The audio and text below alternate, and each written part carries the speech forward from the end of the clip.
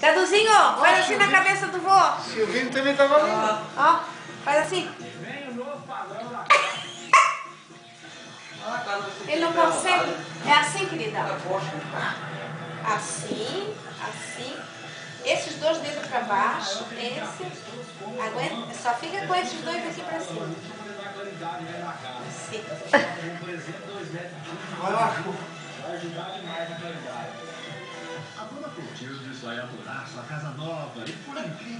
Faz chapéu no vô, faz chapéu. Ele não sabe fazer chapéu, irmã. Ele não sabe botar os dedinhos pra baixo. Nós estamos no quarto dia de obra. Normalmente nesse dia é feito respaldo das alvenarias. Não judeia do vô, tadinho do vô. Fica tão tristezinho, filho. Dá beijinho no vô. Adiantando um dia a obra. Beijinho, beijinho, beijinho. Na casa quase toda. Nós organizamos esse dia. Beijinho, beijinho. Carinho, filho.